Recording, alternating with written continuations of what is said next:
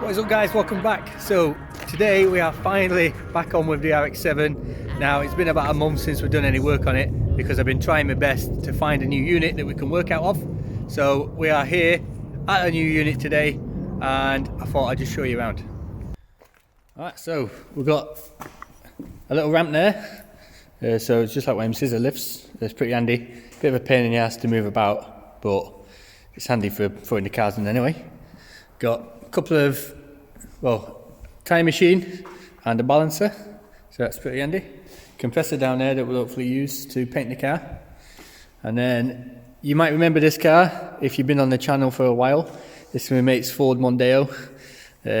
We did the exhaust on this thing. Still for sale if you want to offer him a cheeky amount for it. So I think it's been for sale for over a year now. Obviously COVID not really helped that issue. But this is Steve's car, and Steve's real passion is buying bikes that have got MOT on them and then making them look like they've not got an MOT. So he's been on this bike for probably about 12 years. You know, he's nearly there, bless him. It's back together. You know he's got a holding problem when he's just got exhaust everywhere. And then on this rack here, I asked him what some of these parts were off the other day. This exhaust, he doesn't even know what it's off anymore.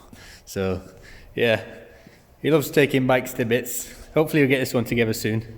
And then he's got a couple of Peugeots outside that he's going to put together. And he's got an MI16 engine here. Now I don't know what, it looks like he's trying to put an MI16 into a bike at the minute, but maybe he just dumped it there. So this is the area where we're going to be painting the RX7. So I've just started cleaning it out.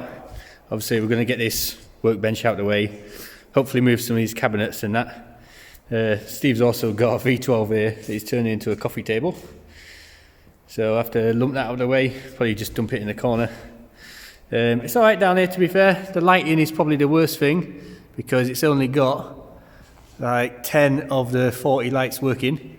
But what we'll do is we'll get some lights up either on a gazebo or like inside the paint booth, because we've got a blow up paint booth, and then when we put the car down here, it should be alright.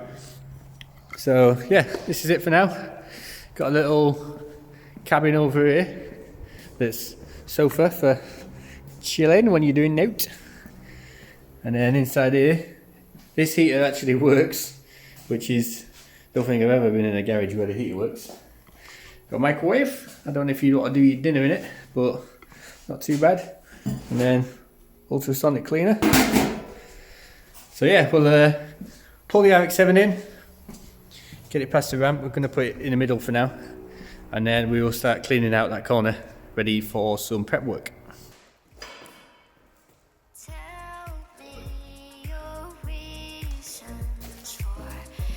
actually surprisingly light. Look at that arm.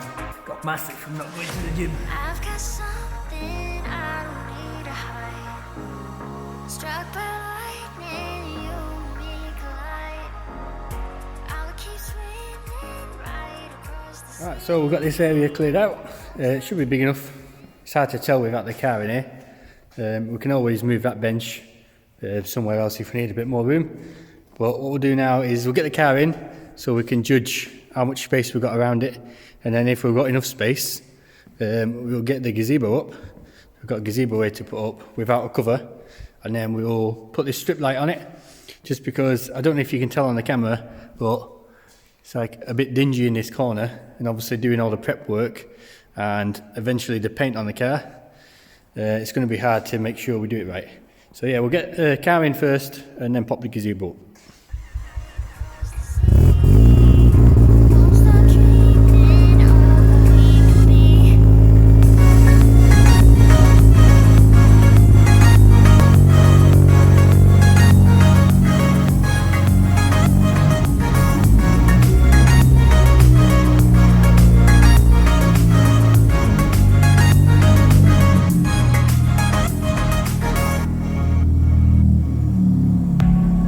I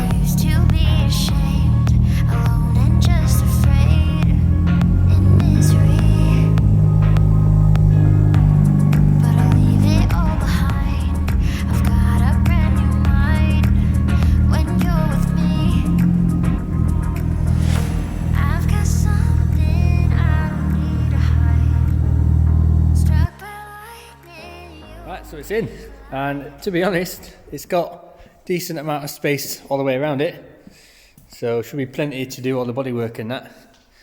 And then obviously it's going to get painted doors off anyway, so rear bumper off, hatch off, doors off, and then the whole front end off, so wings, bonnet, front bumper, and then the shell will get, basically it's only the roof rear quarter that will get painted in one, and then all the other pieces will get painted separately.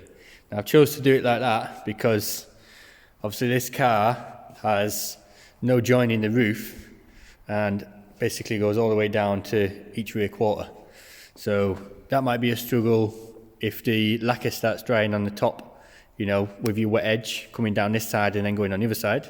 But you know, I've never painted a full car before, so we'll see how that goes. I thought that'd be the best way to do it. It's just a flat colour, it's sort of a flat yellow like that that's going, so we shouldn't have an issue as long as all the bodywork is the same. And we shouldn't have an issue with matching the colour or anything. It's not like, you know, metallic where you'd put a bit more metallic on it. So yeah, let's get the gazebo up, put the light on, see if we can get a bit more light on the car, and then go from there.